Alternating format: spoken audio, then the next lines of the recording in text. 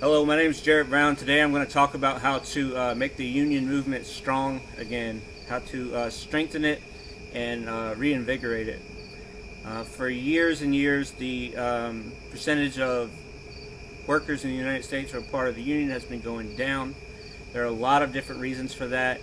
Uh, just to name a few, the changes in the economy, changes in the types of businesses that exist. We went from a unionized, mostly manufacturing workforce to now we're a service economy, and a lot of the jobs in the service economy uh, have very high or very low retention rates and very high turnover rates. So people are just going in and out, in and out, in and out, and there's not much stability in that workforce. And then another thing is that companies are coming together, and so there's a lot of consolidation in the industry. You have these big companies that are backed by big banks who are able to finance the purchase of other companies, smaller companies, or even sometimes bigger companies, and all their rivals. So these companies have a lot more power, and they're a lot bigger, and they're a lot more organized than the way companies used to be in the United States. Most companies used to be relatively small. They were run by a person who owned them, or a small group of people who owned the businesses. And those people were local, so that they lived in the same place where they owned the business. But now the business is owned by, or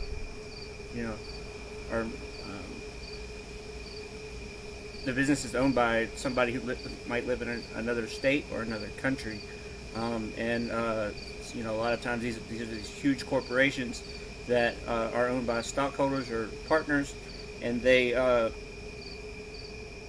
don't have the people who own them don't have any direct contact with the people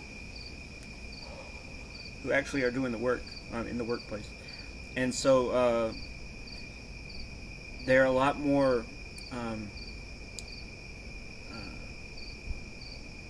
cutthroat and unforgiving towards the workers, and so they do everything they can to break apart the unions, stop unions from forming, and then there's been like a campaign from the right, from the conservatives in the United States for a couple decades now, that has sought to paint unions in a negative light. They called them communists, they called them socialists, they said they're involved with the mafia, that they use whatever they can to make unions look bad, and try to keep people from wanting to join the union, even though we do know that people who are a member of a union have higher wages, better benefits, and better working conditions than people who are not in a union.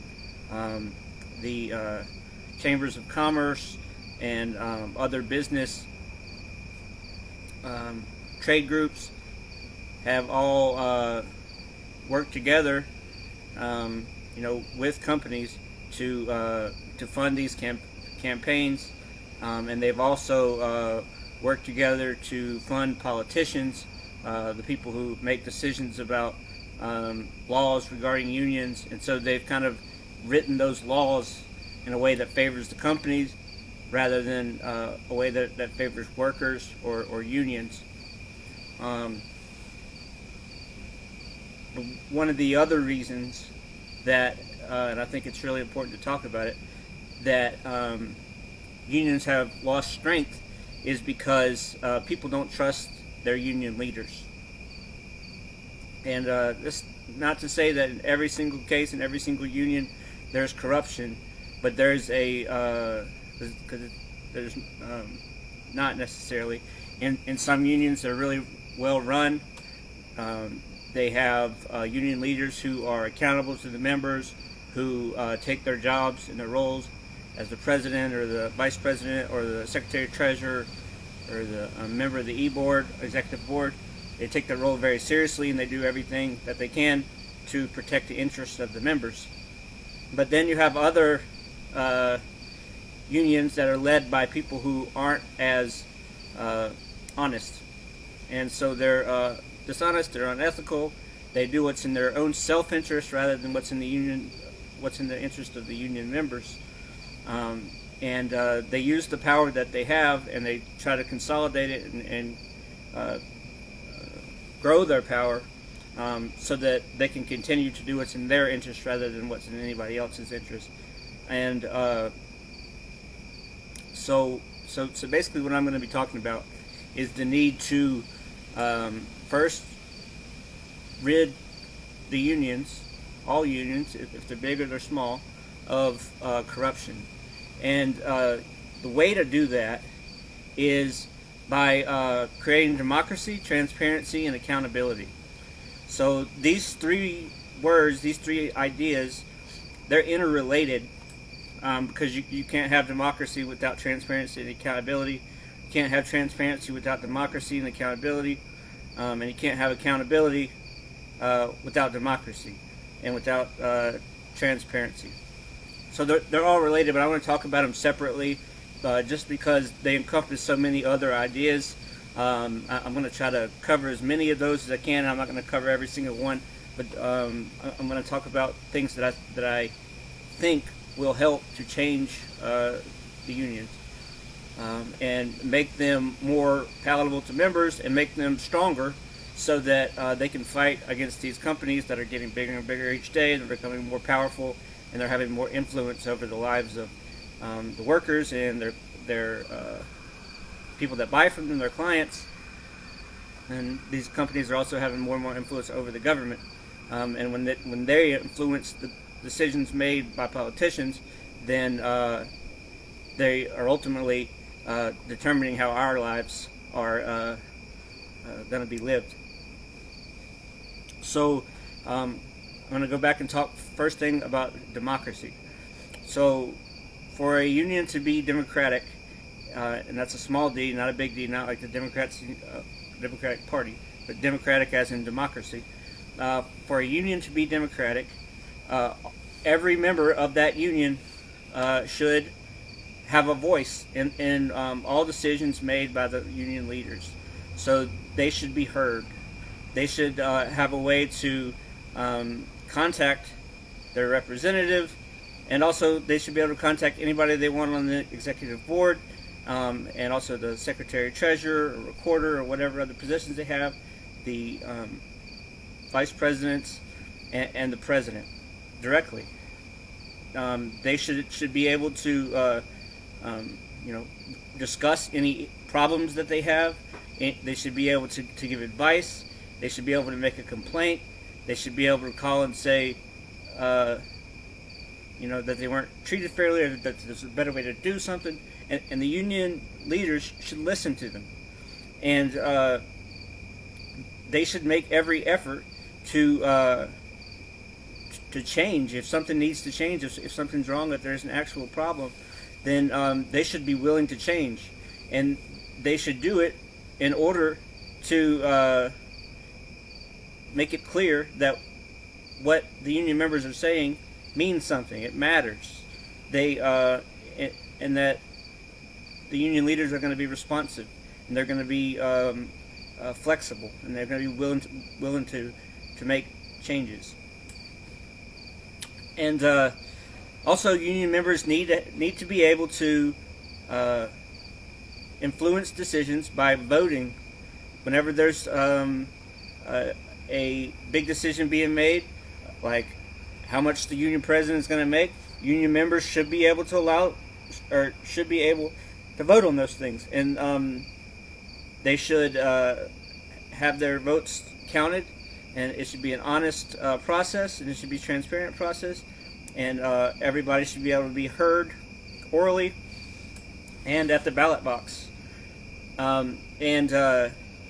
In regards to the positions that I just mentioned, the president, the secretary treasurer, the recorder, and the vice president, the members of the executive board, the law says that there's supposed to be elections every so often. believe in most cases it's like 3 years.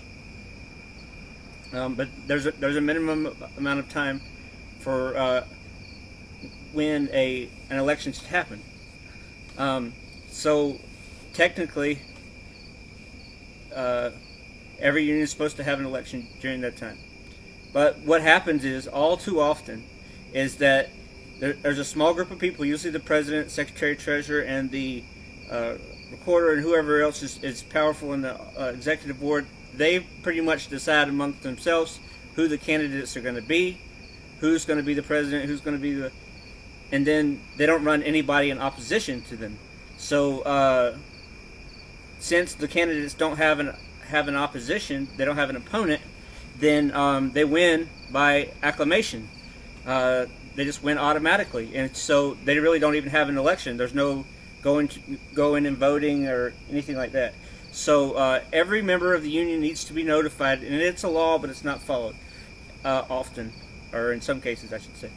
And so every union member needs to be notified in advance that there's going to be an election. They need to be notified if they're going to be eligible to be a candidate, and the union leaders should be encouraging people to become candidates, because competition in politics and in business and everything else, it makes people stronger, and it makes people it makes the union stronger to have a wide variety of voices and ideas, and we should let the people decide who they want to lead them, rather than a deal getting made in a dark room, behind closed doors.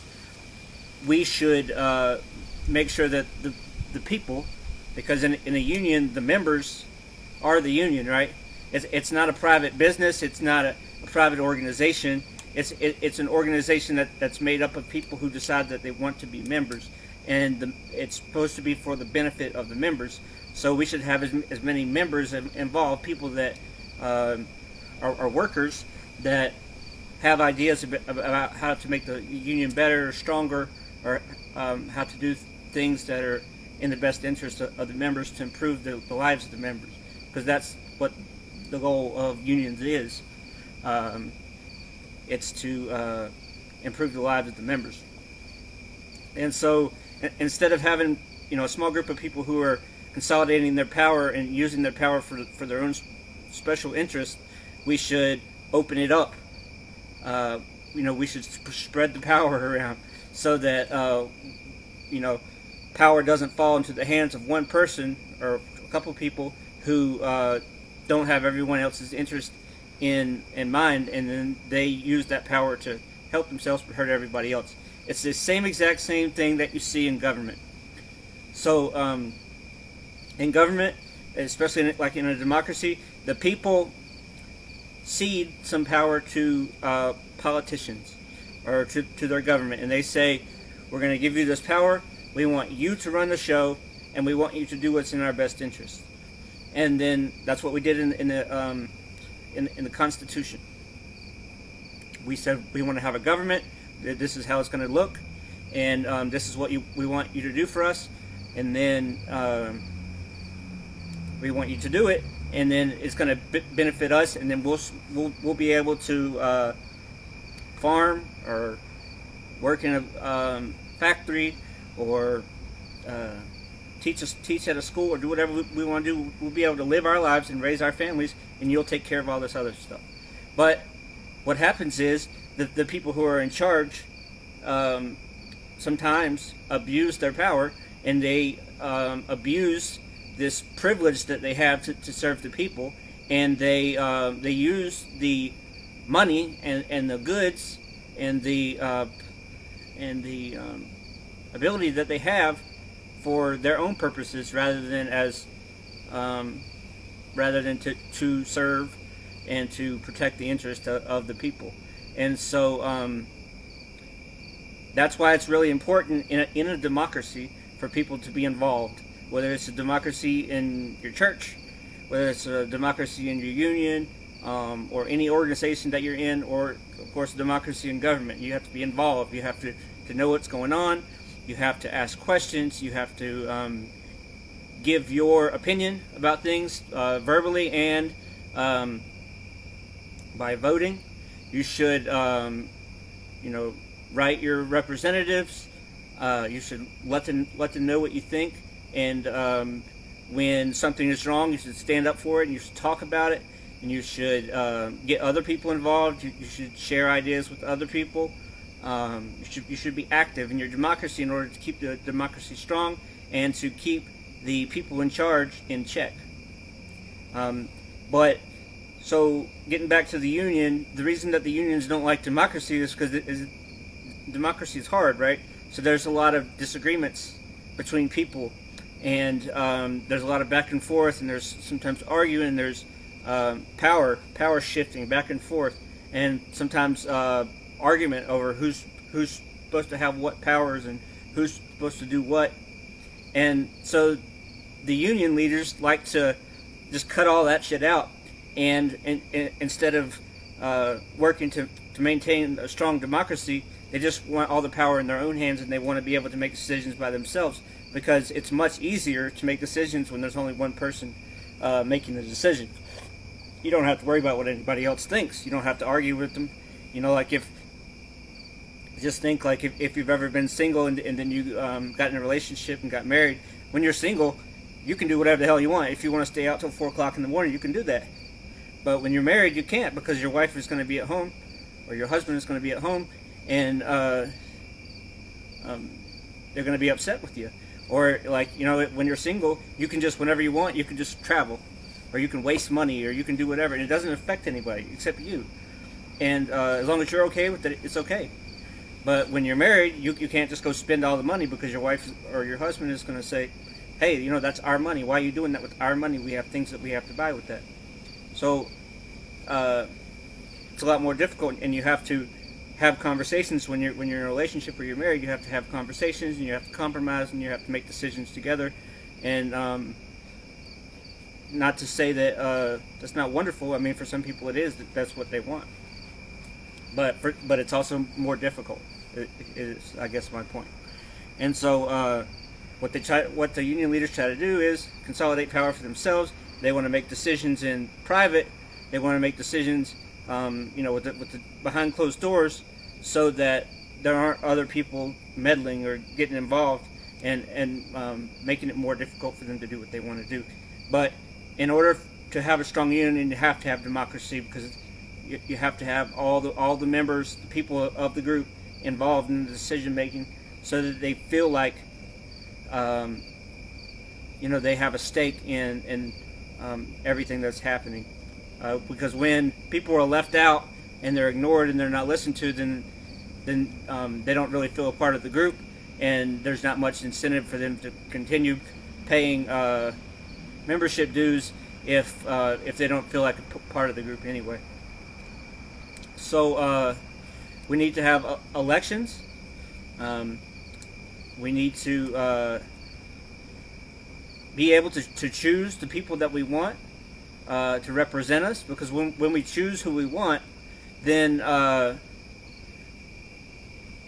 it's much harder for us to be upset about who's leading us, right?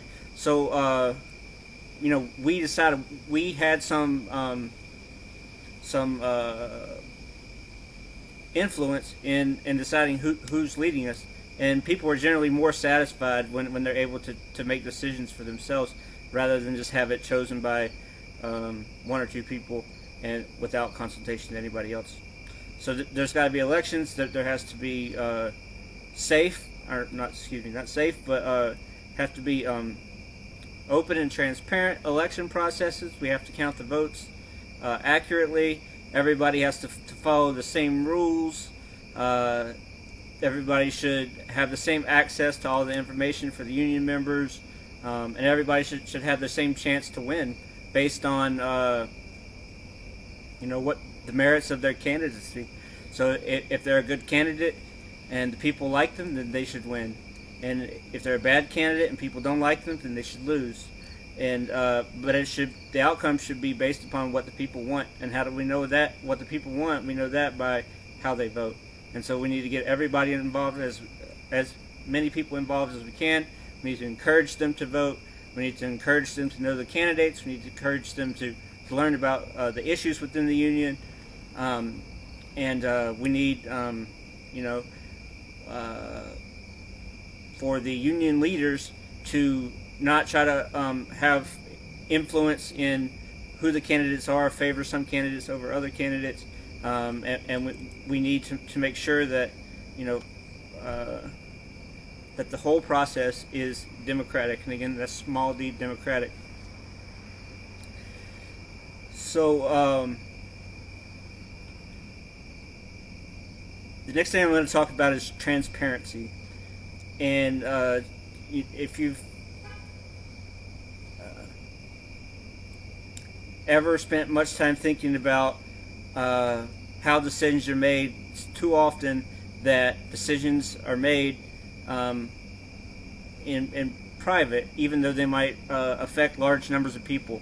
Like in government, a lot of times decisions are made about how a bill is going to be written, or about some proposal that's going to be made, or some deal that's going to be made by different legislators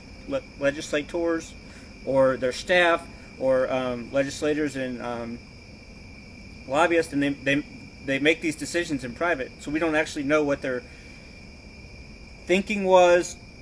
We didn't know what the discussions were. We didn't know how they came to these decisions. And the reason that they don't want us to know is because the more that people know, the more likely it is that they're going to have opposition from different individuals or different groups. So they just like to make these decisions in private. And it's the exact same thing in the unions. The union leaders like to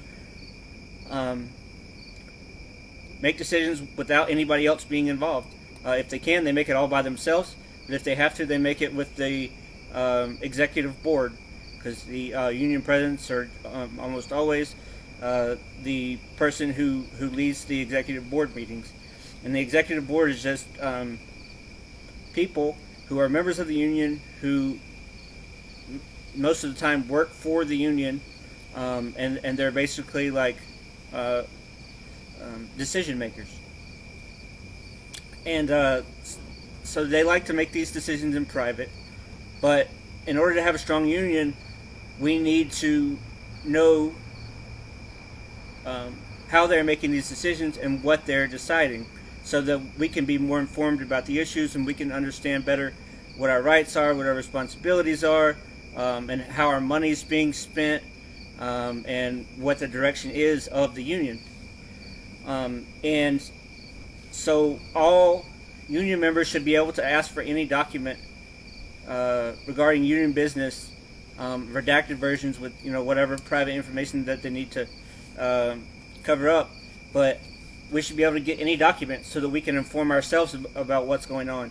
And the union leaders should make every effort to inform members by allowing the executive board meetings to be broadcast on the internet, or and also allowing members to come to the meetings, tell everybody when it's going to be, where it's going to be, and encourage people to come and to listen and to learn what's happening inside the union.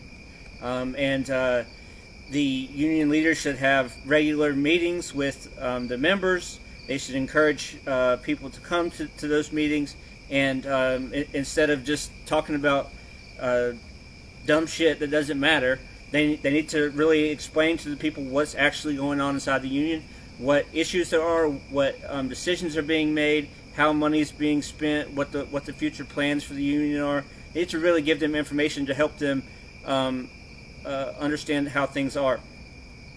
And when they do that, they'll have more informed members, and the more informed someone is, the more involved they feel, and so it'll make the union stronger by making people feel like they have a stake.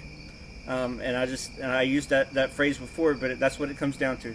You need to have people involved, and you need to make them feel involved, and you need to make them feel like part of the group. That's what people want. I mean, generally speaking, people want to be a part of a group, and they want to feel like their presence in that group is appreciated. And so to make the union stronger, we need to make sure that that the members are informed, that they are that they feel part of the group, and that the union is strengthened because of that. And so also when it comes to transparency, we need to have transparency in everything that we do. When union leaders make a deal with the company, they need to let the union members know what the deal is. They need to let them know what the goods and the bad parts of the deal are, and they need to let them know how it affects them. And so they need to just be honest. Sometimes not every deal that they make is going to benefit the members, or it's going to make the members happy, but they have to just tell us what it is so that we're not guessing. Because if we don't know what our rights and our responsibilities are, then we can't defend our rights, and we can't fulfill our responsibilities. So it's really important for everyone to know what's going on. And then, like when there is a contract negotiation or any other sort of negotiation, the union leaders need to be very open and honest about everything that's happening, about what the process is. They need to tell the members what's on the table, what's not on the table. They need to let the members know how the companies are acting, and they need to be very clear about what their intentions are, and what their expectations are. And the union members need to know that information so that they can feel a part of that process too. And they should be able to give their opinion about anything that's said, and they should be able to express their ideas so that they feel a part of that union. And the union leaders need to also be very transparent about all of their finances, how money is being spent. When the union leaders go on trips to New York or Chicago or DC or LA or wherever, they need to let the members know that. And they need to let the members know what the purposes of the trip were, what the costs were, what the outcome of the trip was, like why did you go, what did you learn there, how does it benefit us. They need to be able to discuss with the members whenever a big purchase is made, like a new office or a new car or a new computer system or whatever it is, and they need to justify to the members why the money was spent the way it was spent, and stuff like that. And so whenever members have a concern, the union leaders should listen to them, and if possible, they should make adjustments to how they spend money. And the union leaders should avoid conflicts of interest, so they shouldn't do business with themselves. They shouldn't do business with members of their family. As a leader in the union, they shouldn't do business with anybody in their family. Whenever they think there might be a conflict of interest, they need to step away and not be a part of the decision-making process. And they need to generally do everything that you would do in order to be honest and ethical as a leader of any kind. And so we need to know as much as possible about everything that the union does. And we also need to know as much as possible about the people who are leading the union, and what their background is, what their skills are, what their education is, what their training is. We need to know that information so that we can decide if those are the people that we want to lead us. And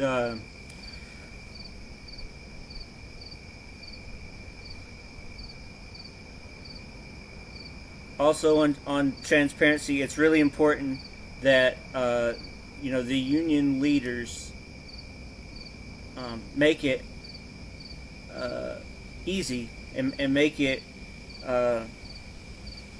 comfortable for people to ask for information. They should be encouraging that. They should want people to know what's going on. They should encourage people to be involved, and because as I've said in a couple different ways, when you have people who are involved and engaged and active, it just makes the union stronger, and it makes people feel like they're part of something, that they have some ability to contribute. And so accountability That's the final one: democracy, transparency, and accountability. Accountability just means that the union leaders take responsibility and they take ownership of the decisions that they make. So all union members should be able to bring up issues, bring up concerns that they have. And when they do, they should get a response from a union leader. They should not be ignored. They should not be pushed aside. They should not be threatened. They should not be intimidated or bullied or pushed around. The union leaders need to take responsibility because they're in positions of trust. They're in fiduciary positions, and they need to take responsibility for the decisions that they make and the outcomes. And if they're wrong, which they will be sometimes, they need to think about what happened. Like, why is it wrong? What could we have done differently? What should we do differently in the future? How do we keep this problem from happening again? And so instead of just saying, "Oh, I'm the union president, I can do whatever I want, I don't care what nobody says," they need to be like, "Hey, look, there's an issue. You're telling me about this issue. I'm listening to you. I'm trying to understand what you think, and I'm going to investigate it. I'm going to find out as much about the problem as I can, so that I can make a plan for how to fix it." And the leaders that we choose, and we should be able to choose them. That goes back to the democracy thing. The leaders that we choose should be people that we would want to lead us, people that are worthy of leading us, people that are doing what's in our best interest. And if by some chance we have leaders who aren't, union members should be able to hold them accountable. And union members should be aware of the processes for doing that, whether it's through some part of the Constitution or bylaws, or if there's some governmental process or some process within the a higher level of the union, like the international level of the union. The union members should know what to do in that situation, and they should be encouraged to follow up and do those things. And if we have good union leaders, well, they're not going to have to be concerned about union members trying to remove them or trying to punish them when they do things that they're not supposed to do. Because if they're doing the right thing and they're leading in the right way, then they're not going to have an issue, so they won't have anything to be concerned about. But over time, the union leaders have tried to get rid of those processes and make those processes more difficult to take power away from the members. But we need accountability. And so when we have democracy, transparency, and accountability, unions will be stronger. And if they're stronger, the union movement will grow because workers will have better wages, they'll have better benefits, they'll have better working conditions. The lives of union members will get better, and people will say, "Hey, members of that union are making $28 an hour. We're not in a union. We're only making 14. So we should start a union too, so that we can have a better life like them. Because if they're doing the same job as us, but they're making so much more money, like, we've got to change something." And so you're going to have more and more people that want to be a part of a union. More businesses are going to be unionized, and over time, people are generally going to have a better life. Because if you remember, looking at history, the time in United States history when the economy was the strongest and the middle class was the largest was the time when the percentage of workers who were members of unions was the highest. And since that time, as the percentage of union members or union workers who are as over time, as the percentage of workers who are members of unions has gone down, the power of the big companies has gone up, right?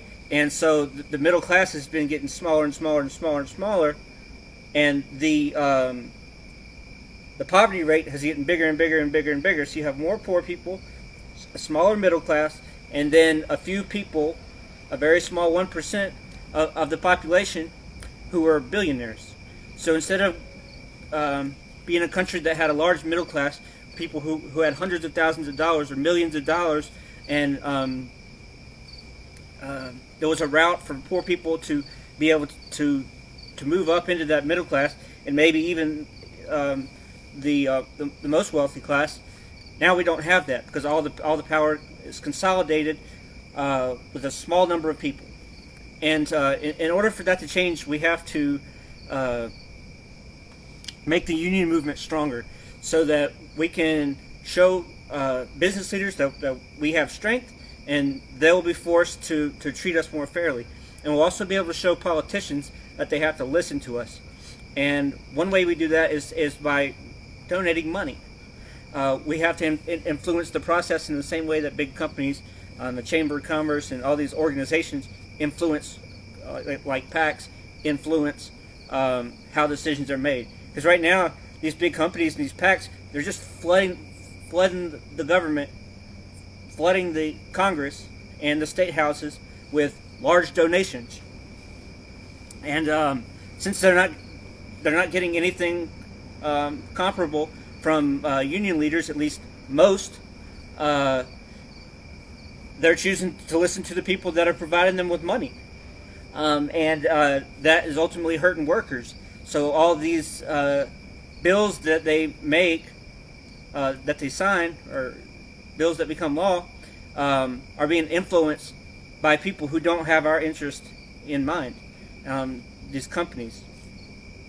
And so we have to change that. So we have to get the legislators to listen to us too, because what happens to us matters too, right? For them, it's really important to make a lot of money, and for us, it's really important for us to be able to feed our kids and pay our bills, and hopefully be able to save for retirement at some point. So we need to be more organized, and we need to be more influential. And the way to do that is for the union to be stronger, for more people to want to be a part of the union, and for the union leaders to do what's in the best interest of the members. Because right now, I'll tell you, I look at a lot of these financial reports for unions, and what you see is really large, especially for the larger unions, really high salaries, hundreds of thousands of dollars for the union leaders. And then you see zero spending on political donations, and you see zero spending on employee outreach or member outreach, and you see zero spending on member education, or educating people about their rights. And so basically what's happening is the union leaders are using the resources of the union for the benefit of themselves. And they're not doing what union leaders are supposed to do, which is inform their members, educate their members, engage their members, help make their membership group, the union, more strong, and more active and more influential. They're just cutting all that out, because for them, the money is more enticing. And they'd rather do something for themselves than spend all that time, that money, and that effort on doing something that they really don't care about, because they're not connected to the union, or to the members, because they become more focused on what their goals are rather than what the goals of the group are. And so that last part explains why democracy, why transparency, and why accountability are important, because it makes the union leaders have to care more about their union members, and it forces them to have to do what's in the best interest of the union members. So if you have any, I covered a lot of ground in a really short amount of time, about 40 minutes. So if you have any questions about this idea, that in order to make the union movement strong again, we have to have unions that are free of corruption, and the way to do that is to have democracy, transparency, and accountability.